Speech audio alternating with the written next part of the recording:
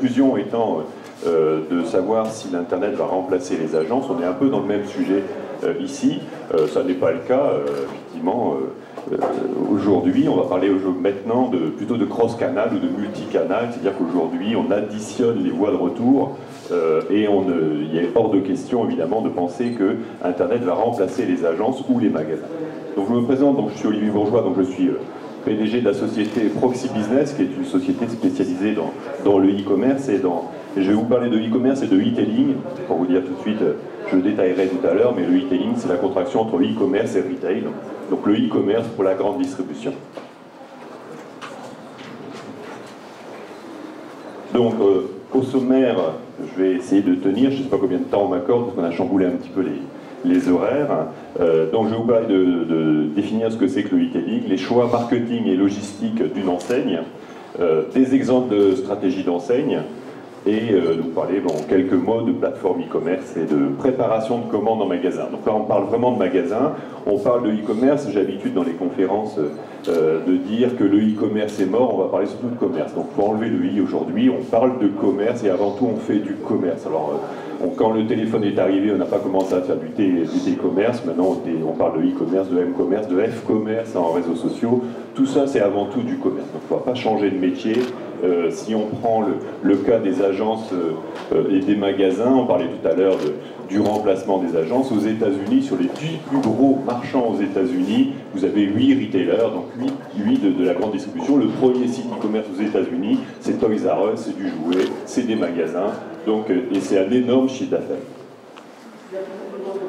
Donc, juste en deux mots, ce qu'on fait nous en tant que Proxy Business, pour sachez un petit peu, donc on intervient pour des enseignes, je vais vous citer, donc on intervient du conseil en amont pour définir la stratégie, on fait des ateliers, ce qu'on appelle, ou des workshops, dans nos anglicismes fréquents en français, donc on fait des ateliers avec les enseignes, on l'a fait autant pour Carrefour que pour GDMat ou des enseignes comme ça, pour définir la stratégie, parce qu'en fait, quand on met en place du e-commerce dans une enseigne, ça change tout le métier de l'enseigne.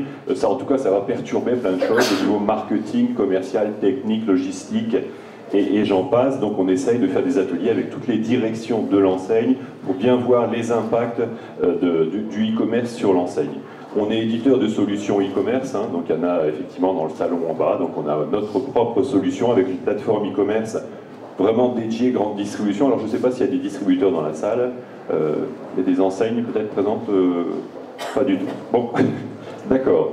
Donc voilà, donc on a une solution e-commerce complète pour les GMS, donc GMS, les grandes surfaces spécialisées, ou les GSA, donc en alimentaire. Donc on a commencé par l'alimentaire, et on a aujourd'hui développé un logiciel de préparation de commandes en magasin qu'on vient de breveter et qu'on vient de lancer au salon e-commerce de Paris en septembre, qui est donc un outil vraiment de préparation. On fait le boulot à la place du client dans le magasin, et on a développé des solutions qui permettent de réduire par 2 le temps de préparation de commande en magasin.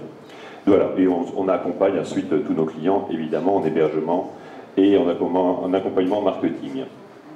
Donc, quelques-unes de nos références. Donc, notre terrain de jeu favori sont les magasins ou les enseignes avec des réseaux de magasins, donc je pense que vous en connaissez un certain nombre. On a beaucoup d'alimentaires parce qu'on a démarré comme ça, on a monté le premier supermarché en ligne il y a 12 ans en France, donc un supermarché qui aujourd'hui fait 7 à 8% de son chiffre d'affaires sur Internet. Donc on est très fort en alimentaire, on travaille autant avec Carrefour qu'avec Auchan à travers Simply Market, on a des clients indépendants, et évidemment on a un peu de pure player, parce que on a toujours nos exceptions, mais c'est pas notre terrain de jeu favori, honnêtement, le pure player, parce qu'on est vraiment focus sur les magasins, et aujourd'hui on accompagne les magasins. Il y a aujourd'hui un vrai mouvement en France où la grande distribution qui a laissé partir les startups, on parlait tout à l'heure, il y a 10 ans, de la bulle Internet, le boulot des startups, les boulots des pure players, c'est de défricher les marchés, et aujourd'hui, je dirais que la grande distribution en France fait son marché en rachetant les pure players. Decathlon vient de racheter pêcheur.com, enfin bref, il y a toutes les semaines en France des enseignes qui rachètent du pure player parce que le marché commence à être intéressant, ils rachètent le savoir-faire, et de plus en plus, c'est les réseaux de magasins qui sont forts de ces magasins, de ce réseau et de la proximité et des marques qui commencent à prendre le marché. Donc enseigne à réseau et point de vente indépendant. Donc, je passe sur le détailler un petit peu le projet e-commerce. On parlait tout à l'heure, bon, il ne faut pas réduire le e-commerce au e-paiement. Je ne vais même pas citer d'ailleurs le e-paiement dans ce que c'est qu'un projet e-commerce, c'est pour moi compris dans une plateforme. Donc effectivement, donc, il faut d'abord faire une étude, en tout cas définir la stratégie. L'enseigne, c'est vraiment, si c'est très clair dans sa tête, elle sait exactement où elle va, il n'y a aucun souci. Mais en tout cas, il faut vraiment bien définir sa stratégie et bâtir son cahier des charges. Ensuite, plateforme e-commerce, donc évidemment on a mis Proxystorm, il y a des gens comme du Magento, des ATG et autres qui font des magnifiques plateformes aussi, donc en tout cas avoir une plateforme e-commerce, une plateforme évolutive, hein, donc il faut éviter d'être prisonnier et d'avoir quelque chose qui évolue, parce que tout ça va très très vite sur Internet, des développements spécifiques, des interfaces. Alors, ce qu'on appelle nous les interfaces, c'est quand même les flux qu'il y a entre le site internet et l'enseigne. Il peut y en avoir très nombreux, hein. Je crois que notre record est avec Simply Market, on va avoir 57 interfaces qui sont des interfaces au niveau de la comptabilité, au niveau de la fidélité, au niveau du marketing, au niveau des stocks, au niveau, enfin bref, il y en a vraiment tout autour du ventre à ce niveau-là. Donc, mais c'est très très important, c'est, je dirais, la chose quasiment la plus complexe d'un système e-commerce aujourd'hui, c'est liaison avec les ERP et tout ce qu'on veut de l'enseigne, c'est ce qu'il y a de plus compliqué. La logistique, donc évidemment, logistique de préparation de commande, logistique de livraison, le design de tout ça, donc avec les agences qui vont bien là-dessus. Donc nous on travaille effectivement avec de nombreuses agences de communication, de web agency, de Publicis à la petite agence locale. Donc on a vraiment une stratégie de partenariat avec les SS2I, les agences, les logisticiens, etc. Donc on est ce qu'on se définit en architecte de solutions e-commerce, puisque autour de Proxy Business, on parlera tout à l'heure d'un projet avec Gedimat qui est du matériel et du bricolage. Aujourd'hui, on fait travailler 12 entreprises sur un projet e-commerce pour Gedimat. Donc il faut savoir que c'est quand même pas une petite web agency qui arrive et qui fait un projet comme ça. Il y a évidemment une web agency, enfin une agence de com en l'occurrence, mais il y a beaucoup de monde autour pour un projet comme ça d'une grande enseigne comme Gedimat. Donc voilà, et de l'accompagnement métier dans tout ça, puisque tout ça évolue. Donc ça c'est vraiment tout ce que ça comprend du e-commerce et de partenaires qu'on peut avoir. Donc le e-tailing, qu'est-ce que c'est que le e-tailing? C'est simplement mettre le magasin au centre de la stratégie. Donc c'est vraiment ne pas oublier le magasin, on n'oppose pas une agence de tourisme avec son site internet, c'est pas deux choses différentes, ça fait un tout.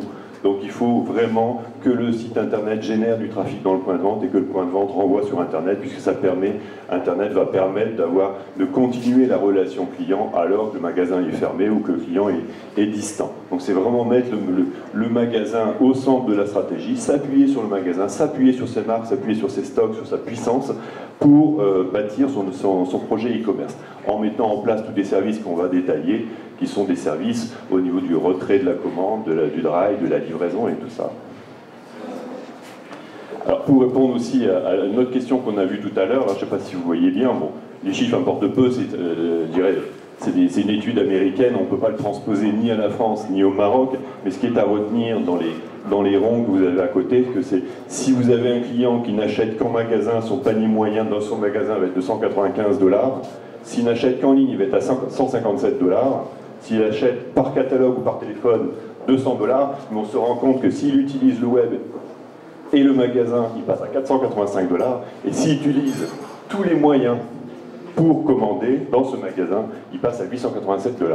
Donc c'est une étude américaine de JC Penney qui a fait ça. Donc ça veut dire que le client aujourd'hui, il est multicanal et que plus on lui met des voix, plus on fait du chiffre d'affaires. En tout cas, si tant est qu'on fait bien son boulot pour chacun des secteurs, parce que le e-commerce ne va pas sauver les commerces non plus. C'est-à-dire que si on a un mauvais commerce, on ne peut pas faire de e-commerce. Donc une entreprise qui marche bien, qui est un bon commerçant, on peut se lancer dans un projet e-commerce, c'est la première des choses. Donc le client est multicanal, on parle aujourd'hui de multicanal dans le jargon, je pense que vous connaissez. Bon, multicanal, c'est évidemment d'avoir plusieurs voies, et le cross-canal aujourd'hui, qui est le nouveau terme, c'est de renvoyer justement d'un support à l'autre, de magasin vers Internet, vers le smartphone, etc., d'utiliser tous les moyens qu'on peut avoir. Donc le principe du e-tailing, c'est simplement donc, de mettre quelques milliers de commandes en ligne. Hein, ça dépend les secteurs, ça peut être 500 commandes, ça peut être 500 références, ça peut être 5000, ça peut être 50 000. Donc des références du catalogue, ça permet de mettre des références qu'on n'a pas forcément en stock permanent ou des références qui sont un peu volumineuses qu'on va laisser chez le fournisseur. Donc on met un catalogue en ligne Les prix, en général, ça je vous parle toujours de l'expérience, en tout cas française, aujourd'hui quand on fait du e-tailing, les prix sont ceux du point de vente. Donc, c'est-à-dire qu'on est, c'est pour ça qu'on met un flux, c'est-à-dire qu'on met à jour les prix d'Internet avec les prix du magasin. On verra tout à l'heure qu'il y a même des enseignes qui, à cause d'Internet, en tout cas grâce à Internet, uniformisent leurs prix de magasin qui étaient tous différents. Donc, il y a des changements stratégiques très très importants. Mais aujourd'hui, en tout cas, la législation fait aussi que si on met en avant un magasin et qu'on dit que le site internet est lié à ce magasin, en tout cas en France, on est obligé d'avoir les mêmes prix, sinon c'est la publicité mensongère. Si je prends un produit à 100 €, je l'annonce sur internet à 100 €, c'est le magasin avenue de la route El Jadida, il faut que ce produit soit à 100 € dans le magasin, sinon c'est la publicité mensongère, comme ça serait de la publicité mensongère dans un tract, un prospectus ou un catalogue. Donc le client va effectivement passer commande quand il veut, où il veut, et choisir son jour et son créneau horaire pour recevoir ou retirer sa commande. Donc le point de vente va préparer, on va revenir, donc il va préparer la commande. Donc nous on met un accent, vraiment c'est je dirais la spécialité de Proxy Business de plus en plus, c'est les aspects logistiques de la préparation de commande qu'on fait en magasin pour des raisons économiques, hein, c'est-à-dire que c'est pas la peine de monter un entrepôt, on peut préparer en magasin, en alimentaire c'est évident qu'on peut préparer en magasin, on le fait depuis plus de 10 ans, et on commence à le faire en chaîne de bricolage, en chaîne de sport, etc. pour des enseignes sur la France. Donc voilà, et la commande est ensuite mise à disposition du client. Et là, chaque enseigne, chaque projet, on réfléchit et on se demande, enfin on invente des choses, parce qu'il y a quand même beaucoup de choses à inventer, de savoir où on peut mettre à disposition la commande, à domicile évidemment, sur le lieu de travail, sur le lieu de villégiature, enfin, etc. Il y a des choses assez originales qui sont aujourd'hui mises en place. Donc l'objectif pour le point de vente, c'est évidemment de créer du chiffre d'affaires additionnel.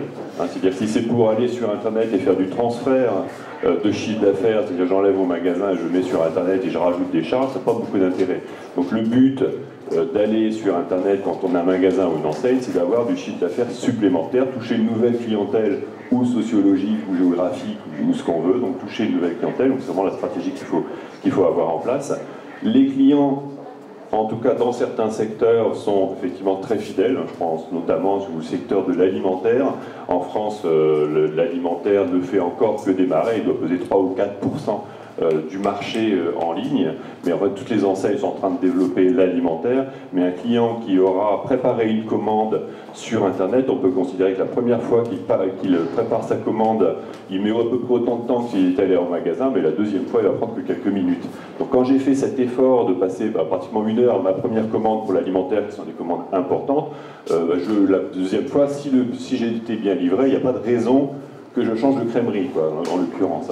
Donc de changer d'enseigne, ça va être compliqué, etc. Donc le client en alimentaire est très fidèle. C'est moins le cas pour des achats occasionnels dans d'autres secteurs comme l'IFI électroménager où le client va plus répondre sur une offre prix. Là on est sur l'alimentaire en offre service. Hein. Donc voilà, j'enlève l'achat corvée et je vais livrer le client, je lui mets à disposition, donc je l'aide dans le temps. Oui. On peut interagir Oui, on n'est pas très nombreux, on peut faire comme ça, oui. Pour l'alimentaire, justement, est-ce que le panier moyen du consommateur est également plus élevé sur la toile que sur un... Alors, le panier moyen sur Internet est d'à peu près 3,5 fois, 4 fois celui du panier moyen supermarché. Un panier moyen supermarché en France, il va être aux alentours de 40 €, 35, 40 €. Le panier moyen sur Internet est à 150, voire 180 € selon les enseignes, quoi. D'accord, donc c'est une idée reçue de dire que j'achète sur Internet parce que j'ai moins de tentations qu'en magasin. C'est-à-dire qu'il y a moins de tentations, hein. Après il y a du marketing qui peut être fait évidemment sur Internet comme ailleurs, on y travaille tous les jours, mais c'est-à-dire que ça correspond, en fait le panier moyen est élevé parce qu'en général il y a des frais. Donc, et tout consommateur qu'on est ici, on va amortir en augmentant son panier. C'est-à-dire que si je prends l'exemple de la FNAC ou de Primo qui est en bas, qu'on a vu tout à l'heure, qui fait des produits culturels, et qui dit voilà, aujourd'hui il n'y a pas de frais de port, je vais commander un livre. Si le lendemain je dis tiens, j'ai oublié de prendre un CD, je prends le CD. S'il fait payer 5 €, le CD je vais y penser tout de suite. Donc je vais demander à ma femme ou aux enfants s'il ne manque pas quelque chose. On est tous en train d'amortir son achat. Donc sur Internet, en France, les frais de livraison sont à environ 10 €, quoi, ça a tendance toujours à baisser, donc de 10 €, et un consommateur ne paye jamais, alors moi ça fait 15 ans que je fais du e-commerce, il ne passe jamais la barre des 10% de frais sur un achat. Donc c'est plutôt entre 6-7%. Donc si j'ai payé 10 €, je suis à peu près à 150 € de panier moyen. Donc voilà. Donc c'est pour ça que si on fait rien payer, on se tire deux fois la balle dans le pied, c'est-à-dire qu'on ne rentre pas les frais et en plus on fait baisser le panier moyen. Donc voilà. Donc la stratégie pour un point de vente, c'est bien évidemment d'augmenter sa clientèle. Si je prends l'exemple d'un magasin qui serait en banlieue de Casablanca, c'est évidemment il a sa zone primaire traditionnelle, qui est celle-là, c'est-à-dire que la zone d'attractivité du point de vente, où les gens vont se déplacer dans le magasin, et évidemment de lancer dans l'e-commerce, c'est de se dire, en tout cas de se poser la question s'il n'est pas intéressant d'attaquer tout Casa. Donc ça c'est pour un magasin, donc on a agrandi, il faut faire attention, il faut calculer, donc il ne faut pas aller livrer à 3 heures de là, parce qu'il y a un autre magasin qui va le faire et ça lui coûtera moins cher, donc la concurrence c'est à peu près ça. Quand on démarre, on a plutôt envie de dire tiens, je livre tout le Maroc avec ma camionnette, pour faire du chiffre, mais c'est pas tout à fait raisonnable. Et pour une enseigne, donc une enseigne, ça va être, on va mailler le territoire. Moi je prends souvent l'image des opérateurs télécoms, les magasins d'une enseigne sont ces antennes, et je veux couvrir, si je m'appelais SFR ou Maroc Télécom, je veux couvrir tout le Maroc, et bien je pose mes antennes pour couvrir 98% de la population. Donc ce qu'a fait par exemple une enseigne comme Tesco, qui est le leader en matière alimentaire en Angleterre, donc c'est le numéro 1 anglais, mais qui fait, l'Angleterre est le numéro 1 du e-commerce dans le monde, donc il y a beaucoup de choses. J'invite tout le monde à aller faire un tour à Londres, parce que c'est quand même assez scotchant ce qui se passe.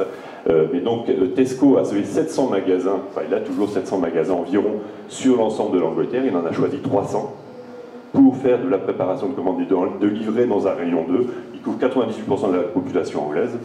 Donc en s'appuyant sur ces magasins, il a monté ce réseau, il a démarré en 98 et aujourd'hui il est leader, même s'il y a des très très gros à côté. Donc voilà, donc je maille le territoire comme des antennes, donc au plus possible, donc ça peut être régional, ça peut être national, évidemment, on travaille avec tout type d'enseigne là-dessus, mais la stratégie est toujours celle-là. Il ne faut pas, si je prends comme Carrefour en France, qui a, ou même Intermarché, qui a 1500 points de vente, si les 1500 font du e-commerce, etc., on est à peu près sûr qu'il y en a la moitié qui perdent de l'argent.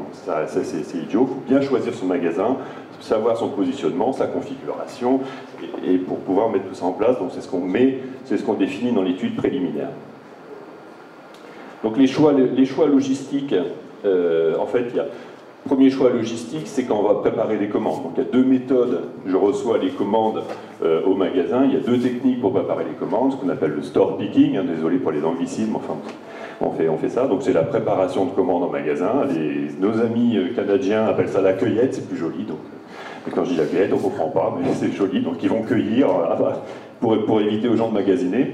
Donc voilà, donc la cueillette se fait en magasin. C'est un gros avantage évidemment, c'est que je n'ai pas à monter un entrepôt. Donc j'économise tout ça. Il y a des avantages, donc l'avantage principal c'est financier. Le deuxième avantage c'est aussi que j'ai beaucoup de références. Il y a plus de références dans un magasin en général que dans un entrepôt, puisqu'en général les magasins sont approvisionnés par multi-entrepôts. Donc on a beaucoup de références dans le magasin. Donc pour démarrer, le store picking est une très bonne solution, sauf si on démarre sur une zone où il y a énormément, aujourd'hui on a des clients, des enseignes qu'on est en train de monter qui vont attaquer le marché parisien. Sur Paris, on monte un entrepôt. Je veux dire, on ne va pas s'amuser à monter un magasin qui va être pillé parce que trop de volume, quoi.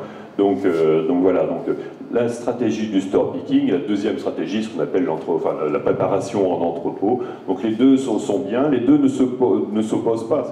On a des clients d'ailleurs qui font les deux, qui utilisent entrepôt pour les fortes rotations et le store picking pour les faibles rotations. Donc forte rotation, j'entends où il y a beaucoup de commandes, des commandes qui sont qui tournent beaucoup. Mais par contre des produits qui sont moins achetés une fois par jour ou une fois par semaine ou par mois. Dans ce cas-là, on utilise le magasin parce que le magasin a ce qu'on appelle la longue traîne, un catalogue vraiment très large. Si je prends dans le domaine de l'outillage qu'on travaille, il peut y avoir 100 000 références dans un supermarché, un hypermarché d'outillage. Donc dans ce cas-là, ces 100 000 produits ne sont pas achetés tous les jours. Il y a des produits qui sont achetés de temps en temps, mais tout bon bricoleur a besoin parfois de ces produits. Donc deux stratégies deux modèles logistiques. Le modèle de store picking, je reviens dessus parce qu'il a été longtemps, d'abord on a longtemps considéré que ça n'était applicable qu'au domaine de l'alimentaire. On le met en place et ça fonctionne aujourd'hui dans les chaînes de bricolage avec nous, donc sur des gens comme la boîte à outils en France qui le font. Donc de plus en plus, c'est en train de remettre les enseignes, remettre la stratégie, remettre le magasin au centre de leur stratégie et utilisent cette technique du store picking. Donc les deux modèles ne s'opposent pas et je dirais même que quand on commence à saturer le magasin, c'est-à-dire la limite du store picking, c'est quand on vide le magasin, parce qu'en fait on est quand même dans un milieu, nous on appelle ça dans le jargon, on ne le répète pas aux gens, aux clients qu'on est tous, on est en milieu hostile en magasin, c'est-à-dire qu'il y a des clients. Donc quand on commence à perturber les clients, c'est-à-dire qu'on va vider les rayons, on pénalise le magasin, donc là il faut passer au modèle entrepôt, quoi. Donc, et la question est effectivement de savoir à quel moment je dois passer, ça dépend du magasin. En alimentaire, on considère que quand on va arriver à 10%, on ne passera pas la barre des 10% du chiffre d'affaires préparé en magasin, parce que là on vide et le magasin, la clientèle traditionnelle ne supportera pas.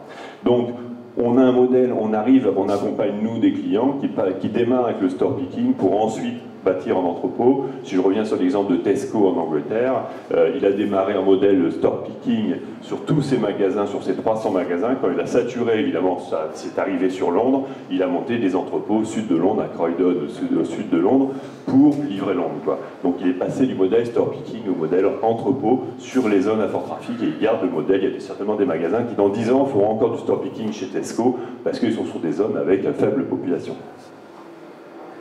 Donc la préparation de commandes, on va parler maintenant de la délivrance des commandes, c'est-à-dire où je vais mettre à disposition les commandes. Donc on a 4 modèles, donc 4 modes. On a le point de retrait, donc le point de retrait c'est là j'ai passé commande, je viens au magasin, je retire ma commande qui a été préparée.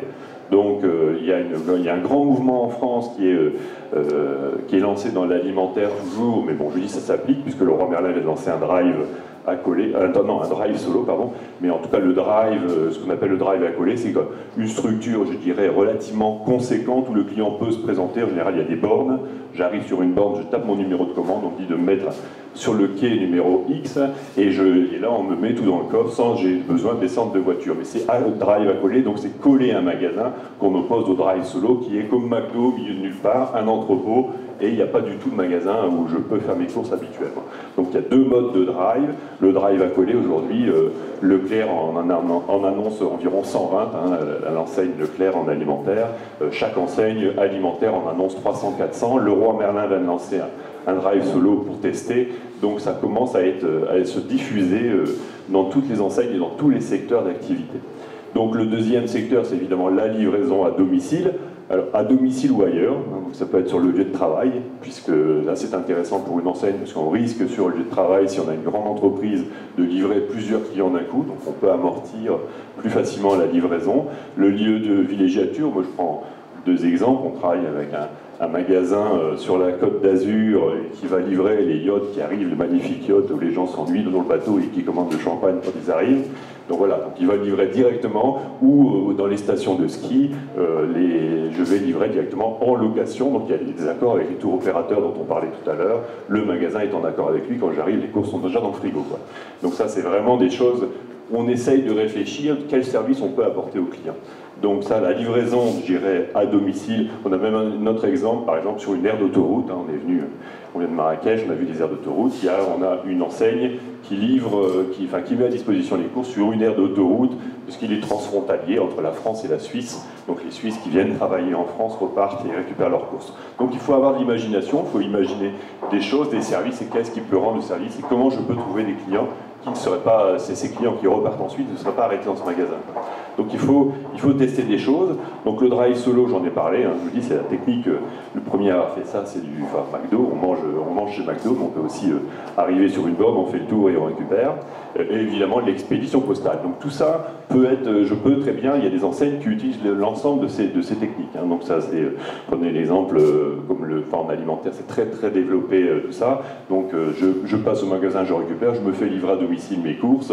Drive Solo, les enseignes en développent parce que le premier qui a démarré ça en France, le Drive Solo Auchan en a mis où il n'avait pas de magasin, donc c'était très agressif par rapport aux autres. Ils ont démarré ça il y a je crois, 7-8 ans, les premiers Drive Solo. En général, on ne les voyait pas arriver, parce qu'ils détournaient, entre guillemets, enfin, ils usaient un petit peu leur juridique avait bien travaillé, parce qu'il n'y avait pas besoin d'autorisation d'installation d'un magasin, puisque la seule surface commerciale est la surface où les voitures attendent, donc moins de 300 mètres carrés, donc ils arrivaient à mettre le panneau chronodrive dessus le jour même où ils ouvraient, quoi. Donc les concurrents ne pouvaient pas les voir arriver, ce qui était assez marrant au départ. Maintenant ils sont un peu repérés, quoi. C'est-à-dire que si vous avez plus de 300 mètres carrés, il faut faire une demande officielle pour dire j'ouvre un magasin. Là, et parfois, il y a des endroits où on n'a pas le droit, où la grande distribution n'est pas la bienvenue. Sur les drives solo, il n'y a pas besoin d'autorisation, en tout cas sur la France. En tout cas, ils ont étudié sur la législation française, qui s'apparente souvent à la législation marocaine. Donc voilà, peut-être des astuces comme ça à trouver assez intéressantes. Excusez-moi, mais légalement, ils se présentent... Ah, c'est tout à fait légal. Pardon? Comme enseigne, ils se présentent comme enseigne. Ah ben c'est Auchan Chronodrive. Le nom. Oui. Oui, c'est Auchan Chronodrive, ça s'appelle Chronodrive. Voilà, mais c'est totalement affiché, c'est-à-dire que ce que je veux dire, c'est qu'ils arrivent, ils prennent 4500 mètres carrés de terrain, comme ça, ils montent un entrepôt, ils mettaient des bords, comme ça, on ne sait pas ce qui arrive. Et les premières fois, ils mettaient la pancarte, ils ouvraient, ils balançaient la com, quoi.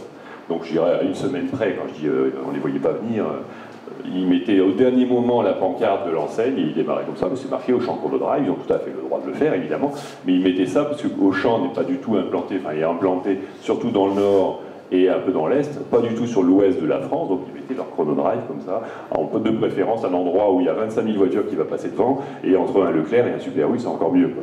Donc voilà, c'était vraiment une conquête de marché. Alors j'ai quelques exemples d'enseignes, je vais passer vite, ça y aura peut-être des questions, hein, mais ce qui est important de comprendre aussi, c'est que quand on met en place une stratégie comme ça, il faut bien réfléchir. Si on a une enseigne qui a X magasins, il faut bien savoir comment je vais impliquer mon réseau. C'est-à-dire que c'est des magasins, ça va être des magasins intégrés, donc qui appartiennent à l'enseigne, ou des magasins franchisés. Donc il faut savoir comment je peux impliquer. Comment on implique le magasin. Si les gens du magasin ne sont pas impliqués, si les magasins sont mal tenus, si le service est mal rendu, ça ne va pas le faire. Donc on a des enseignes aujourd'hui. La première chose qu'on va se poser, c'est comment je vais impliquer et où je veux mettre le curseur. Je peux avoir une activité qui est 100% enseigne. L'enseigne décide de tout, du catalogue, des prix, etc. Le magasin va accueillir le client. Donc on va voir qu'il y a vraiment des gens qui travaillent comme ça. On a un client, on a Simply Market par exemple qui fait ça sur Paris.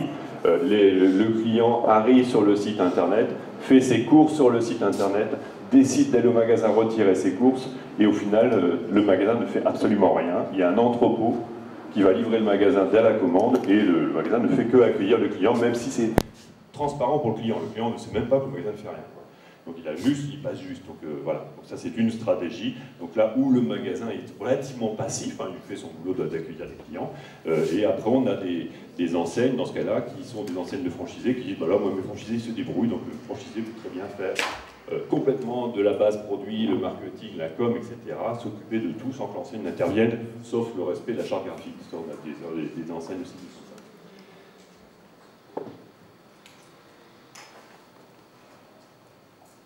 Alors, quelques exemples, ça pourra peut-être donner lieu à des questions. Donc, l'entrepôt du bricolage, donc, a été le premier à lancer un drive en non alimentaire, hein, donc en bricolage en l'occurrence. Donc, c'est une enseigne du groupe Samsé, donc le troisième acteur français, hein, situé, parce que c'est peu connu, parce qu'ils sont que sur le sud-est de la France, mais c'est un groupe relativement important qui a une vingtaine d'enseignes toujours dans ce secteur, donc du haut de gamme au discount. Et on travaille, nous, pour l'instant, pour l'entrepôt du bricolage, qui est une de ces enseignes. Et en fait, ce qu'ils ont voulu faire quand ils ont lancé ça, donc ils ont un site qui s'appelle i-brico.fr, donc dans lequel il y a aujourd'hui 10 ou 15 000 références, c'était effectivement de trouver un nouveau canal de vente, un nouveau service. Ils ont mis en place un drive, donc ils voulaient que les gens qui puissent commander peuvent préparer leur bricolage tout le long de la semaine et vont chercher au magasin retirer leurs courses. Ils voulaient aussi et surtout permettre aux clients de se renseigner avant d'aller faire ses achats, de comparer. Donc ça c'est vraiment dire, on joue vraiment dans le cross-canal, je vais aller voir, je vais voir si ce produit existe dans cette enseigne, et j'y vais à bon escient, parce qu'à la limite je peux presque, enfin, je peux le réserver en l'occurrence.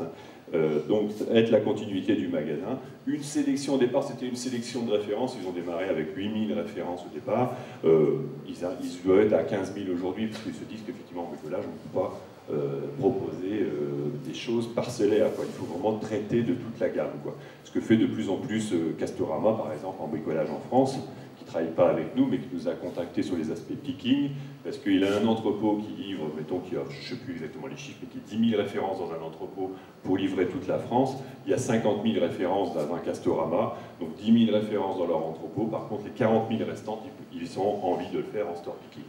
Donc, d'où leur interrogation. Des prix identiques au prix du magasin, donc ça c'est la stratégie de l'entrepôt du bricolage. Pour la petite histoire, c'est une enseigne, donc effectivement, comme j'ai dit tout à l'heure, qui a de nombreux magasins. Chaque magasin avait des tarifs différents. Quand ils sont partis sur Internet avec cette stratégie-là, ben, ils avaient des magasins qui étails distants de 20 ou 30 km, et en bricolage, il n'est pas rare de faire 15-20 km pour trouver le bon matériel. Donc ils se sont dit que l'internaute ne comprendrait pas d'avoir deux magasins avec des prix différents. Donc ils ont harmonisé tous leurs prix. Tous leurs magasins aujourd'hui ont les mêmes prix.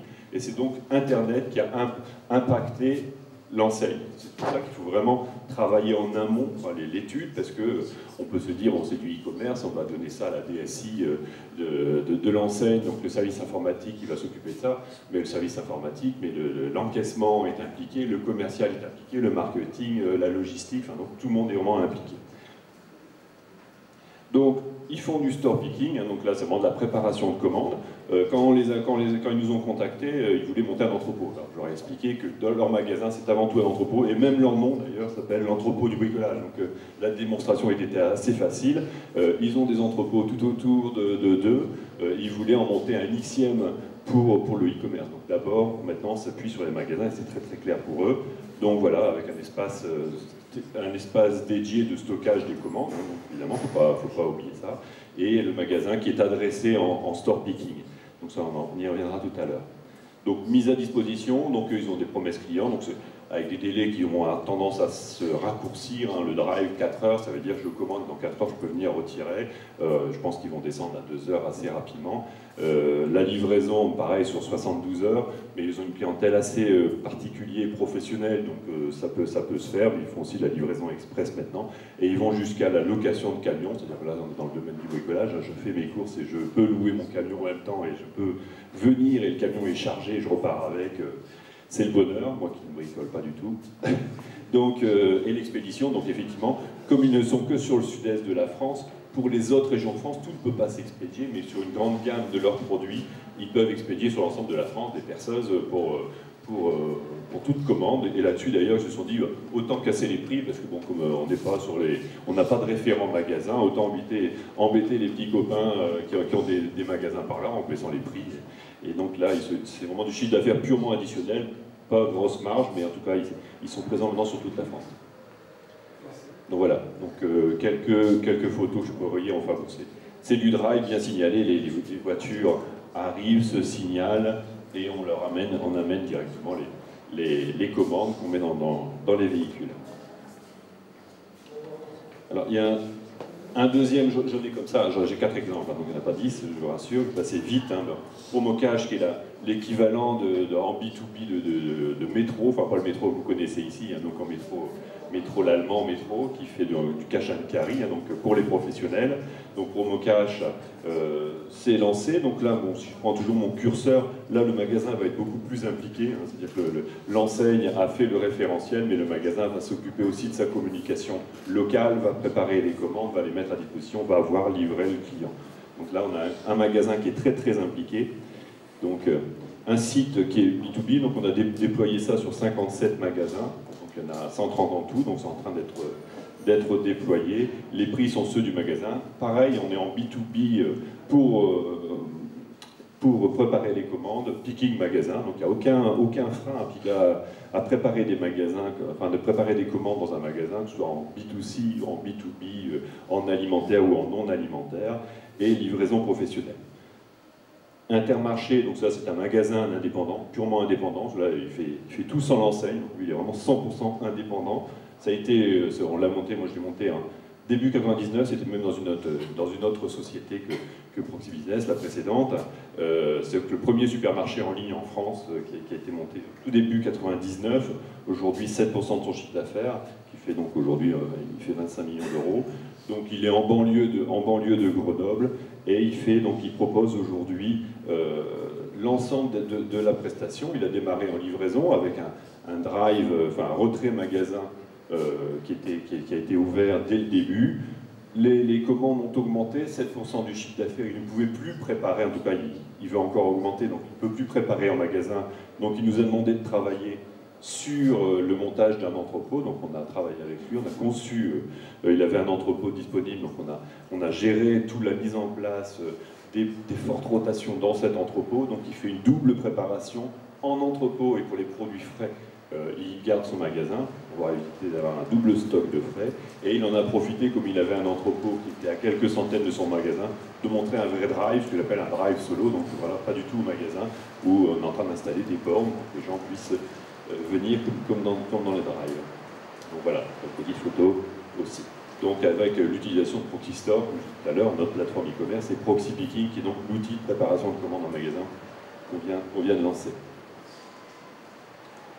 Gédimat, donc Gédimat, bon, c'est un site qui n'est pas encore ouvert, c'est donc une enseigne de négociants indépendants en matériaux de bricolage, oui. Au niveau du règlement, je sais qu'il y a la possibilité de régler en ligne. Est-ce qu'il y a la possibilité aussi de régler à la livraison? Alors ça c'est, honnêtement, en général, d'abord il faut faire comme dans n'importe quel commerce pour proposer tous les systèmes de paiement possibles, toutes les solutions. Et si on propose donc, le paiement sécurisé en ligne, est évidemment très répandu, il n'est pas le plus utilisé si on met tout en place. Le plus utilisé sera la livraison. L'idéal, c'est payer par carte à la livraison. Là, je sais ce que préfère le consommateur, parce qu'il va payer exactement, parce que dans toute commande, enfin je pense dans l'alimentaire, mais toute commande, mais en non alimentaire, ça peut arriver, il y a des ruptures. Donc si je vais payer 100 et je me fais livrer de 80, je préfère le jour de la livraison de payer 80 que d'avoir un avoir de 20. Donc, parce que pour l'alimentaire, bon, à la limite ça va, mais pour par exemple l'entrepôt du bricolage, s'ils envoient un camion et chargé, ils ne sont pas sûrs de la destination, est-ce qu'il y a quand même possibilité de réguler la... Bah là, après, il y a des systèmes, on a tous les systèmes possibles, de faire payer des arts, de faire payer une partie à la commande. Enfin bon, bref, après, les paiements sécurisés qui existent proposent, en France, il y a 2 leaders dans le paiement sécurisé, hein, il y a SIPS, Datos et Ogone. Bon voilà, dedans, il y a tous les systèmes de paiement fractionné, de paiement par des arts, etc. quoi.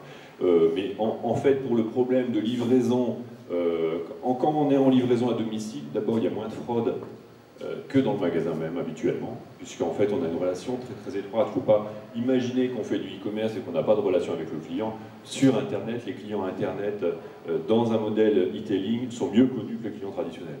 Donc les enseignes essayent avec leur carte de feed de pouvoir connaître bien le client, tandis que là, nous on met en place en dehors de l'e-commerce, hein, moi je ne suis pas du tout technicien, je suis foutu de faire une page web, et donc en usage, j'ai quelques idées, mais on met en place, on ne fait pas que de la technique, on met en place par exemple des systèmes et des process dans les enseignes pour éviter par exemple la fraude. C'est quand il y a un nouveau client, on lui passe un petit coup de fil, on peut mettre en place plein de choses. Mais le plus simple, c'est de passer un petit coup de fil, bonjour, c'est votre magasin, vous êtes passé une première commande, je vais vérifier avec vous votre adresse et je passe demain à 15h.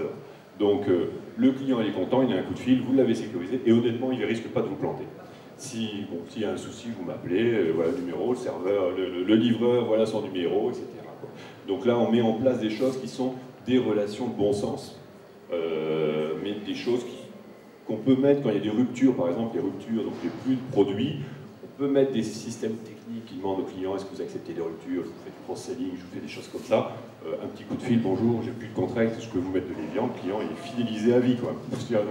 C'est vraiment très très, donc il faut garder cette relation, je dirais, traditionnelle, on est en proximité, hein, donc c'est vraiment très très important.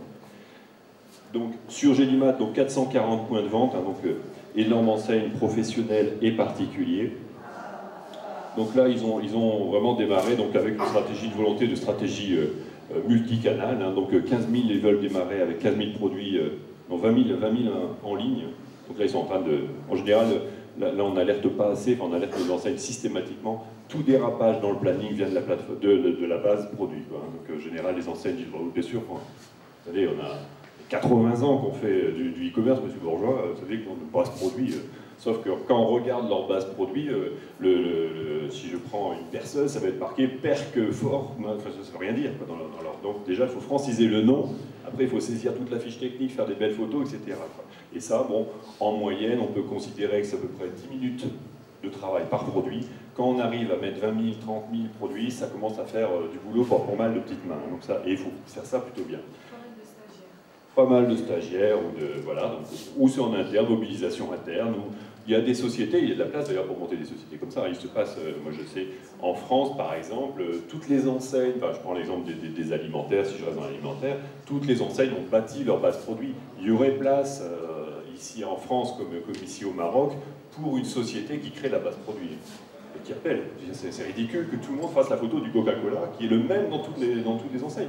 Donc il y a de la place, donc il y en a qui font, il y a des enseignes qui, enfin il y a des entreprises en France, il y a des entreprises qui vendent les photos, mais il n'y a personne qui vend l'ensemble. Il y a GS1 qui vend le descriptif, enfin, qui peut le proposer, qui est à retravailler, mais il y a effectivement la place pour monter vraiment dans chaque secteur, hein, de monter le référentiel bricolage, le référentiel sport, parce que le multimarque, il est dans toutes les enseignes. Donc si je veux vendre ça, et je peux vendre ça, une fiche produit peut se vendre entre 5 et 10 euros. Hein, donc ça, à chacun, et parce qu'une fois qu'on l'a monté, il faut la maintenir. C'est pas, quand on a 20 000 produits, le packaging change. Hein, donc si l'ingrédient change, si le modèle change, etc., il faut le maintenir. C'est vraiment un boulot à part entière, la base produit. Donc il y a un référentiel commun des produits locaux. Hein. L'avantage c'est qu'on est en magasin, c'est que chaque magasin peut mettre ses spécialités ou ses fournisseurs particuliers locaux. Et on a effectivement des déclinaisons. Là on est sur le bricolage, donc évidemment la solution sera directement sur smartphone et tablette. Il y aura des bornes en magasin complètement là, sur ce projet. Donc voilà, ça c'est donc voilà, bon, là on n'a que 34 flux différents, hein, pour vous donner un peu. La gestion multitarif qui nous arrive, des stocks, des commandes, on a le service commande, enfin bref, c'est vraiment l'interfaçage avec les enseignes qui est loin d'être simple. En général, la plateforme e-commerce pour les prix, on est considéré comme une caisse, donc en temps réel, on reçoit les produits comme les caisses, on les met à jour la nuit pour le magasin, pour éviter que l'internaute voit changer les prix X fois dans sa journée. Quoi. Donc, alors que dans un magasin, je rentre, une demi-heure après, en général, le client sort avec des achats sur Internet, notamment en bricolage. Je peux très bien aller voir le matin, mettre quelque chose dans mon panier, revenir le soir ou le lendemain. Donc on évite de lui changer ses prix trop fréquemment. Donc voilà, donc on est en gestion de tarifs par magasin, les choix de livraison. Chaque magasin va choisir de livrer à domicile. Sur chantier, là par exemple, on est en bricolage, on va livrer sur les chantiers. Donc là, il va falloir être réactif pour ne pas arrêter tout ce qui est chantier immobilier. Donc voilà, le paiement sécurisé, on a des paiements en compte professionnel, des paiements sécurisés, on peut avoir des paiements en compte quand on est en professionnel. Voilà. Donc, en fait, là, ça va être peut-être un petit peu moins lisible, mais en fait, dans ce qu'il faut mettre, il y a quatre tâches. Gestion, donc gestion du site e-commerce, la nomenclature, donc le référentiel produit, prix et préparation. Ce que je vais exprimer là-dedans, c'est que pour chaque enseigne, c'est de savoir qui va faire quoi. Donc on peut déléguer à l'enseigne, on peut déléguer au point de vente, à l'entrepôt, voire aux fournisseurs. On a des enseignes aujourd'hui, si je prends l'exemple de Promocage qui vend aussi des bureaux, de matériel de bureau, mais aussi des bureaux physiques, de mobilier. Il n'y a pas forcément en magasin. Et bon, c'est pas la peine de l'amener en magasin pour le livrer chez le client. Ils disent à leur fournisseur, vous livrez directement au client. Donc on éclate les commandes entre les commandes entrepôt, magasin, voire fournisseurs. Donc ça c'est vraiment des choses qui existent dans toutes les enseignes. Donc c'est vraiment de savoir comment on va impliquer, avec l'exemple même de l'Intermarché, donc qui lui fait tout. Donc ça, ce petit magasin qu'on avait tout à l'heure. Voilà, donc quelques mots sur, sauf s'il y a des questions sur les exemples, mais on peut continuer. Non. Sur la plateforme e-commerce, alors ce qu'on appelle une plateforme e-commerce dans notre jargon, c'est, vous connaissez tous, donc c'est le site internet, mais le site internet qui est composé donc du front office, donc avec une plateforme qui est capable de s'adapter à n'importe quel design, évidemment, ça paraît la moindre des choses, et d'un back office donc, qui chez nous est prépondérant, c'est-à-dire qu'on n'est pas des spécialistes du design, on travaille avec des agences, notre plateforme on met n'importe quel design, mais ça c'est les agences qui se lâchent, qui se lâchent. Hein. On pourra vous donner des exemples. Le premier, c'est Simply Market, c'est un sapin de Noël fait par leur agence. Hein. On voit des lunettes de soleil quand on regarde. L'entrepôt du bricolage, c'est déjà un peu plus, on est dans le plus austère, je dirais. Donc voilà. Donc on met vraiment ce qu'on veut au niveau du front office et on travaille avec les agences là-dessus. Donc le front office, présentation du produit, gestion du panier, suivi client, gestion de commande. Donc ça c'est vraiment les grands secteurs. Et notre spécialité, en tout cas nous on accorde énormément d'importance à l'aspect back-office et logistique qui nous paraît essentiel pour gagner de l'argent sur Internet. C'est-à-dire que le front est important, on parle de web marketing, on parle de tout ce qu'on veut. Si derrière il y a une mauvaise gestion, il y a une mauvaise logistique, on va dans le mur. Hein. Donc, pour gagner de l'argent, c'est la logistique en premier lieu. Donc là, vraiment, on travaille et on est connecté. Enfin, ce qu'on appelle les connecteurs, c'est les flux avec tous les systèmes. Donc ça, c'est vraiment très très schématique comme dessin pour cette plateforme qui est aujourd'hui de plus en plus volumineuse. Donc la plateforme e-commerce, c'est vraiment de bien déterminer ce qu'on va faire. Donc justement, d'où l'intérêt de l'étude en amont pour savoir comment on va dimensionner la plateforme et qu'est-ce qu'on va mettre en place comme option. Un petit mot sur le picking, donc, puisque bon, je dis c'est notre dernier né, puisqu'il n'y avait pas d'outils jusqu'à ce jour, d'outils de préparation de commandes en magasin. Donc, c'est-à-dire qu'aujourd'hui, chaque magasin, je reçois mes commandes, j'imprime un bout de papier, j'imprime ma commande, ou je l'envoie sur un PDA, donc un terminal de préparation, lecteur code barre. Jusqu'à présent, on faisait, nous, ce qu'on faisait, un peu d'itinérage, c'est-à-dire qu'on essayait on avait le schéma du magasin, et on déterminait, bon, voilà, le préparateur faisait toujours ce chemin-là, et on mettait les produits dans le bon ordre. C'était rien que mettre ça, ça faisait gagner, mettons, 20% du temps de préparation de commande. Hein.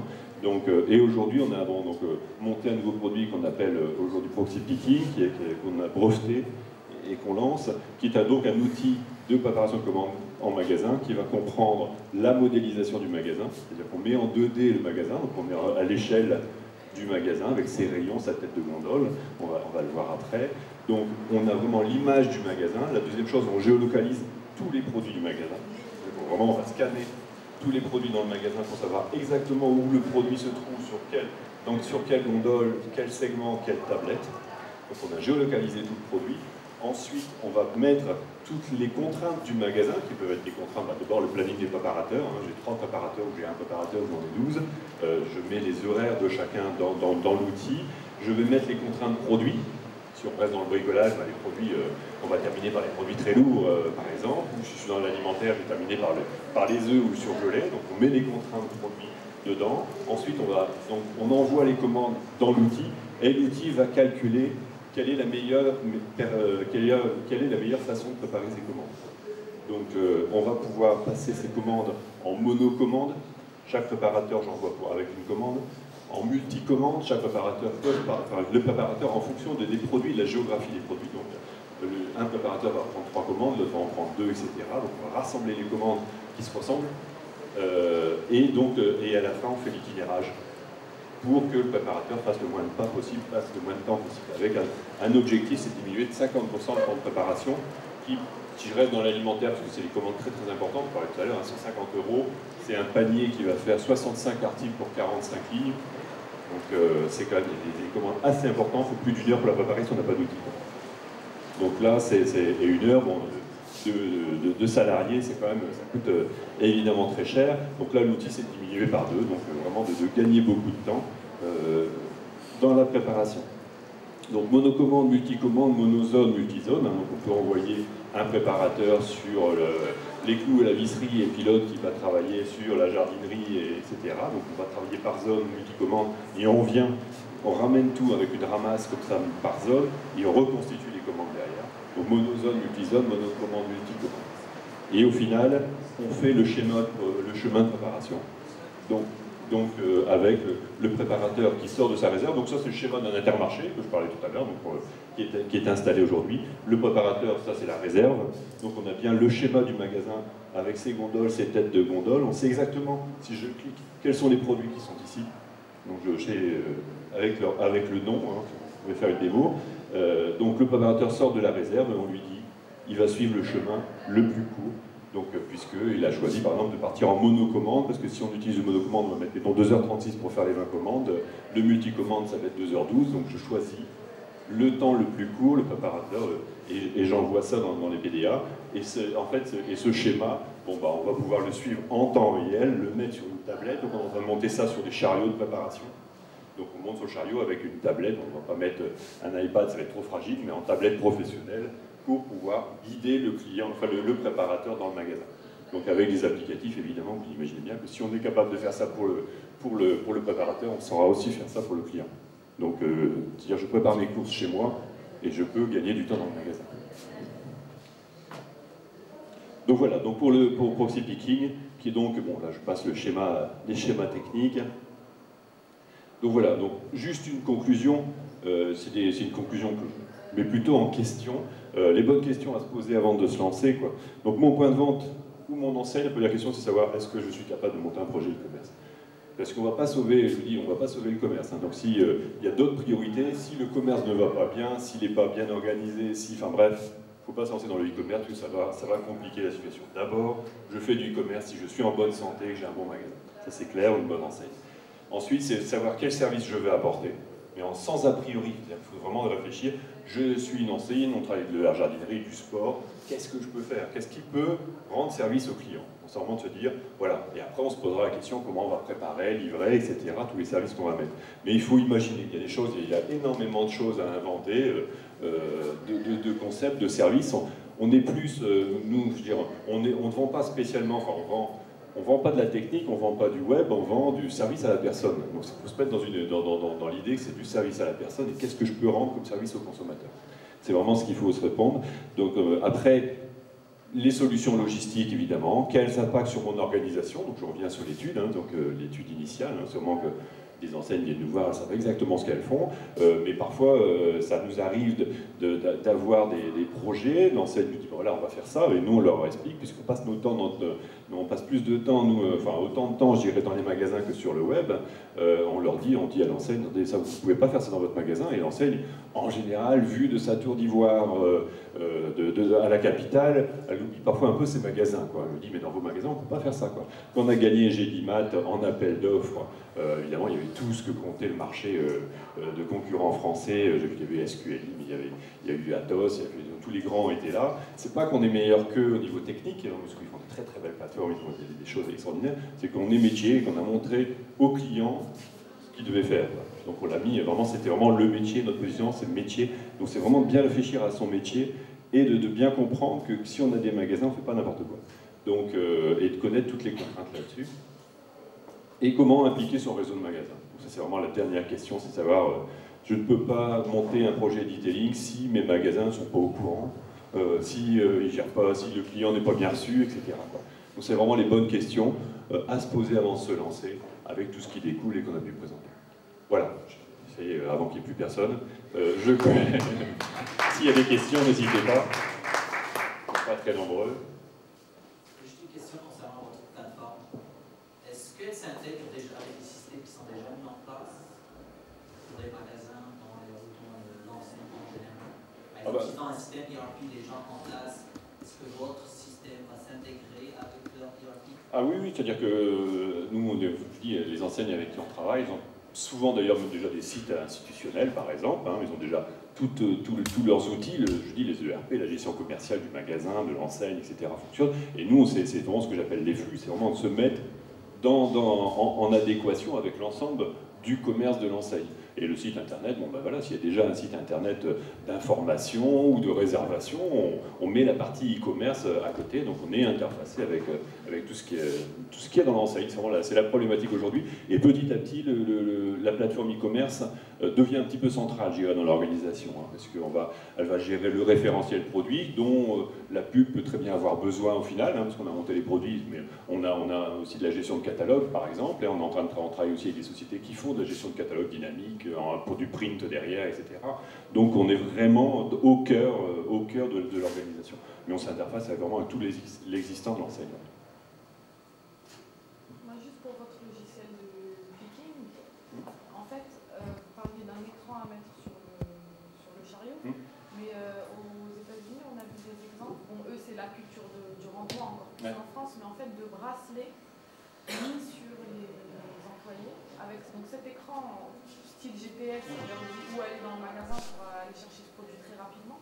mais qui calcule en plus le kilomètre, en fait, le kilométrage, la rapidité du vendeur. Donc est-ce que vous allez aussi intégrer je n'ai pas parlé, mais on a effectivement des statistiques. On tire les statistiques, c'est-à-dire que l'outil va permettre, quand on calcule le temps de préparation, on le calcule comment? On va calculer, le système va s'enrichir tout seul.